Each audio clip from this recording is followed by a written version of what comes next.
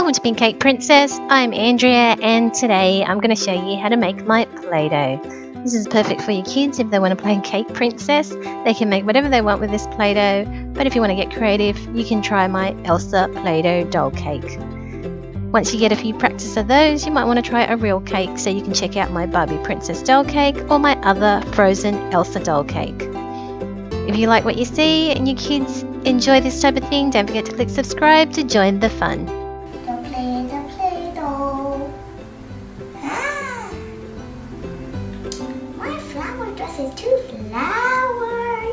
I know. Thanks for watching. And don't forget to subscribe. La la la la la la. Bye. Bye. Okay, so the ingredients that you'll need for my Play-Doh recipe are on the screen now, or you can find it in the video description below.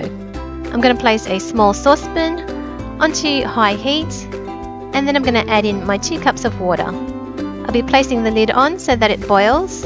Once it boils, I'm going to turn the heat down to low, and then I'm going to add in my salt.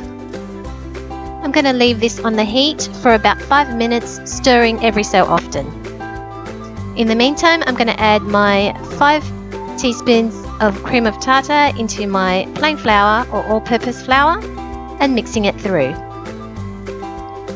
Okay, once my salt water is done, I'm going to remove it from the heat and I'm going to pour it through a strainer into my flour mixture.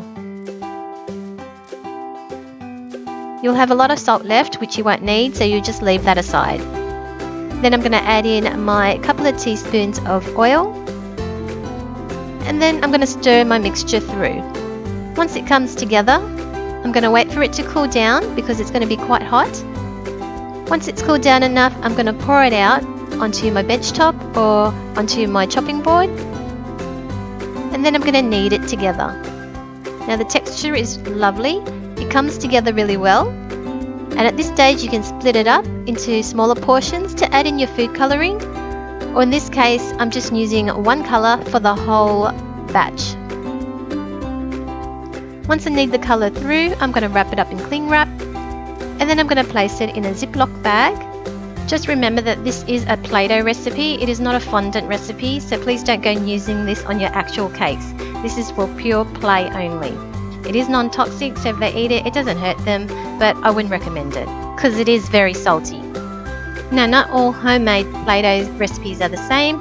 I made another batch of blue, a slightly darker blue one there, with a different recipe where I didn't have to boil up the water or strain the salt. And as you can see, it doesn't stretch as well. It's very sticky on my hands compared to the light blue one, which is the one that I just made in front of you. When I roll that one out and stretch it out, it stretches much longer than the darker blue one, which breaks easily in my hands. Now when I roll them out into a ball and flatten them, the lighter blue one flattens very nicely, whereas the darker blue one just breaks in my hand. Now I'm going to show you how to recycle your Play-Doh so that your kids can use them again, or you can use them again to try out another cake. Okay, so you're just going to remove each of the different colours and layers. Now this Play-Doh is almost like a commercial Play-Doh that you can get from the shops, so it's really easy to remove. You just lift up the layers. Once you separate all your different layers, you can just ball them up again and squash them together. Now some of the dye colours might leak through to the lighter colours.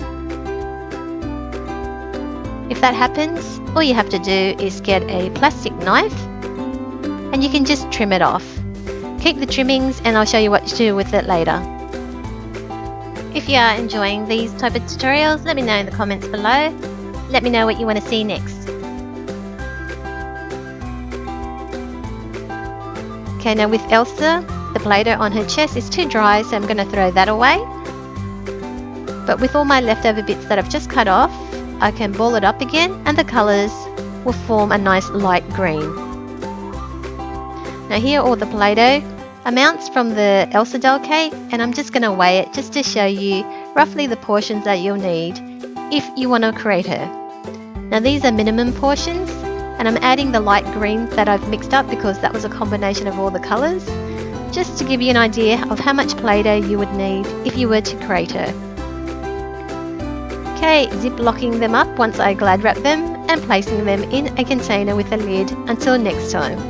Click on the links on the screen if you want to see my Frozen Fever Elsa doll Play-Doh cake, or if you want to decorate real cakes you can check out the Barbie doll cake or the other Frozen Elsa cake, and click the Play-Doh picture to subscribe and go to my channel.